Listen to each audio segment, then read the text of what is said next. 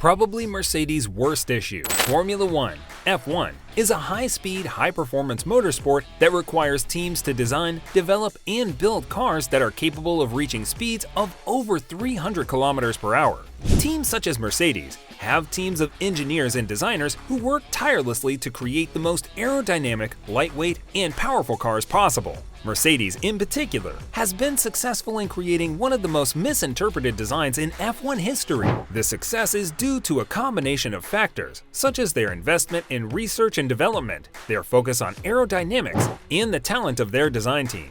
The design team at Mercedes has been able to create cars that are not only fast, but also have exceptional handling capabilities. This is due to the team's ability to optimize the aerodynamics of the car, which helps to create downforce and increase grip. This, in turn, allows the cars to corner at higher speeds and maintain their performance during long stints. Additionally, Mercedes has been able to create a highly efficient power unit, which has been key to their success in F1.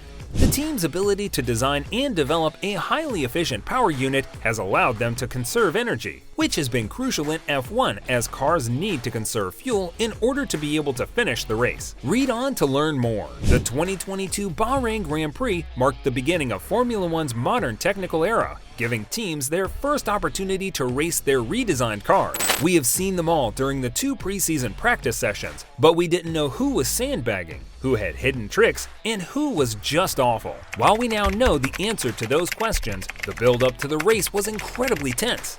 When it came to the second test, Mercedes delivered a revolutionary slimline solution, whereas Ferrari opted for a much wider dipping design. The FIA's head of single-seater affairs noted that Red Bull's sidepods, with their massive undercut, resembled wings, while Nicolas Tambazis admits that he was unprepared for the extent of the variations he and his team observed. They did purposefully free up the sidepods more than they did other areas because they knew that they would have less of an impact on aerodynamics.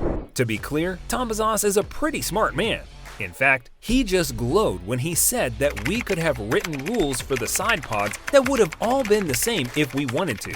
We didn't do that because we felt it was an opportunity, so what happened to the side pods wasn't completely random. However, if you asked me whether I expected to see the variety of solutions the teams produced in the side pods, I would have to say that Mercedes technical director Mike Elliott recently revealed that his team was able to make significant changes to their side pods by exploiting a loophole in the regulation. The Silver Arrow had a rough 2022 Formula One season, but the team ultimately succeeded in making some radical changes to their car that no one had anticipated. Elliott disclosed that Mercedes has been taken aback when no other teams attempted to exploit the zero side pod alterations on their cars. We were surprised that no one else found this loophole once you've gone this route. It's very hard to copy anything else. We only have a partial view of things, we only see what our car is doing. It's difficult to judge how the other concepts will. He also explained how the team tried to see variations in performance on each track to test the new sidepod. Due to the zero sidepod design of the car, the technical director for Mercedes revealed that his team was more concerned about the floor's stiffness. He explained that they had previously struggled to get the floor to be stiff enough and not flex too much at high speeds, but they had since overcome this problem. The Mercedes sidepod design has the downside of trapping a lot of air inside the back tires rather than letting it escape to the sides. Mercedes' design created a lot of drag because air was catching the rear tires, slowing the car. However, the team hoped that by keeping the car low to the ground, they could generate lots of downforce through the floor, allowing them to use a smaller rear wing and thus reduce the drag caused by the wing. Though they weren't the only ones to acknowledge it, the team's failure to foresee porpoising as a phenomenon was a big blunder.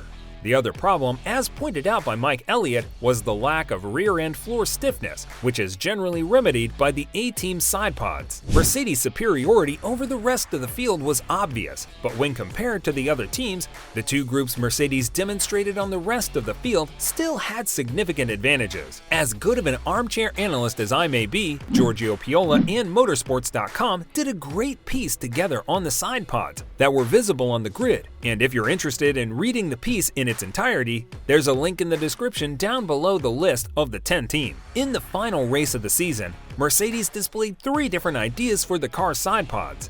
artwork featuring Red Bull and Ferrari.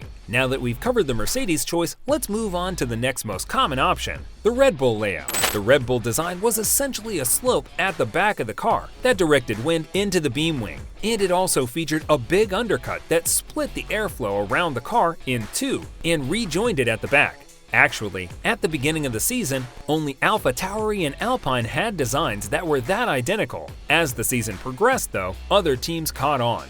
Considering the cost cap and the limitations on wind tunnel and CFD resources, it makes sense that Aston Martin, Williams, and McLaren would all settle on a design for their side pods that is similar to Red Bull's downwash ramp by the end of the season. This, according to motorsports.com's article, could signify that the time and money spent on CFD and wind tunnel testing was necessary to extract the desired performance from the overall concept. Now that you are aware of the three different philosophies of side pod design, you can keep your eyes peeled during the car reveals to see who has gone with which. Haas's original design was already along the same line as Ferrari's, so their chassis may have been better suited to that design than the Red Bull design.